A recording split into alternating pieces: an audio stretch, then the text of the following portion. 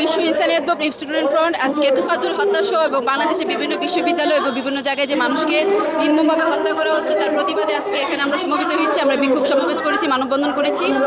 আমাদের কর্মসূচি আসলে আজকে অফিসিয়ালি শুরু করেছি এবং পরবর্তীতে আমাদের কর্মসূচি অফলাইনে অনলাইনে সেটা চলমান থাকবে। এটা আসলে আমরা আইনি ব্যবস্থায় যাব, আমরা প্রশাসনের কাছে সেটা নিয়ে কথা বলছি। পরবর্তী দেখা যাক যে আমাদের ইনসানিয়াত বিপ্লবী স্টুডেন্ট ফ্রন্টের চেয়ারম্যান রয়েছেন, উনি সেটা নিয়ে কাজ করে যাচ্ছেন এবং আশা করি সেটার একটা সুফল আমরা পাবো অতি দ্রুতই।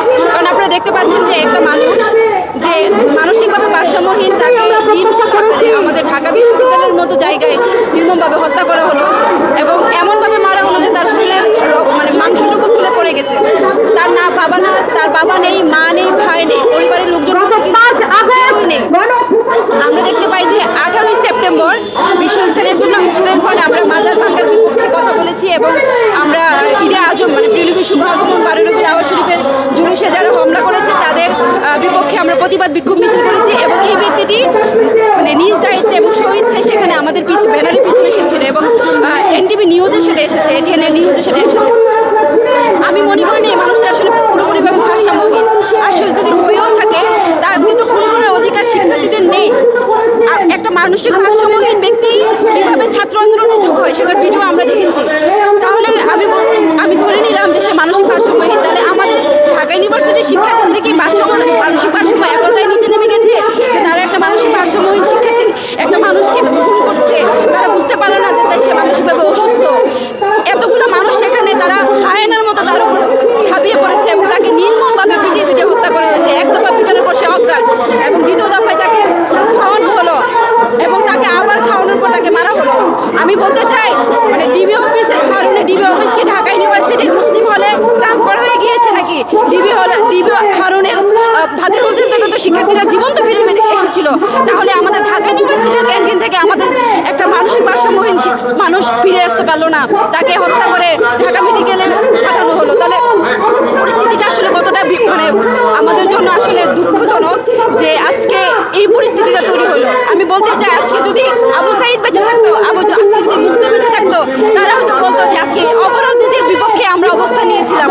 আজকে আমাদেরকে খুন করা হয়েছিল বিধায়, আমাদের শিক্ষার্থীদের উপর হত্যাযজ্ঞ চালানো হয়েছিল বিধায় আমরা আজকে রাস্তায় প্রাণ দিয়েছি, আমরা বুক পেতে প্রাণ দিয়েছি। আমরা এই ফেসিবাদ সরকারকে উৎখাত করেছি, আমরা এই আওয়ামী লীগ সরকার এবং তার ছাত্রলীগকে উৎখাত করেছিলাম। তাহলে আজকে আমার ঢাকা ইউনিভার্সিটির মতো হলগুলো আজকে জাহাঙ্গীরনগর বিশ্ববিদ্যালয়ে কিন্তু একটা শিক্ষার্থীকে ছাত্রলীগ বলে সাধারণ সম্পাদক বলে তাকে খুন করা হয়েছে। আমার কথা হচ্ছে প্রত্যেকটা মানুষের তার বিশ্বাস আদর্শ দলমত নিয়ে চলতে পারে, কেউ কাউকে খুন করার অধিকার রাখে না। সে তো তার সৃষ্টিকর্তা রয়েছে, সে তো তার স্রষ্টার মধ্যে সে তাকে খুন করে দিবে। তার যদি কোনো অন্যায় থাকে, অপরাধ থাকে, সেটা আইনের আওতায় আনা হোক। তাহলে আমাদের সুপ্রিম কোর্ট এই হাইকোর্ট কেন তৈরি করা হলো? এগুলো কি প্রহসনের জন্য? আজকে মানুষের আইনের উপর কি বিশ্বাস উঠে গিয়েছে?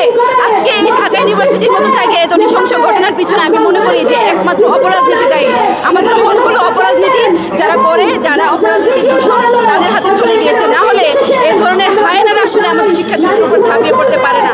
আমি বিশ্ব ইনসানিয়াত বিপ্লবী স্টুডেন্ট ফ্রন্টের একজন সদস্য এবং আমি সেটা তীব্র প্রতিবাদ জানাই। আমরা কেউ আমাদের পাশে থাকুক আর না থাকুক, আমরা এই নির্মম হত্যাকাণ্ডের বিরুদ্ধে আমরা অবস্থান নিয়েছি এবং আগামীতে বাংলাদেশের জন্য এ ধরনের নির্মম ঘটনা না ঘটে সেটার জন্য আমাদের যে তত্ত্বাবধান সরকার আছে, ইন্টারিম সরকারের কাছে আমি দাবি জানাই যে দৃষ্টান্তমূলক শাস্তি প্রদান করা হোক এবং মানুষ যেন কাউকে হত্যা করার আগে 100 বার চিন্তা করে তাকে আমি আঘাত করার অধিকার রাখি কিনা। ধন্যবাদ সবাইকে। আমি ফাতেমা আক্তার মুনিয়া, আমি জাতীয় বিশ্ববিদ্যালয়ের অধীনে ইংরেজি বিভাগের একজন শিক্ষার্থী।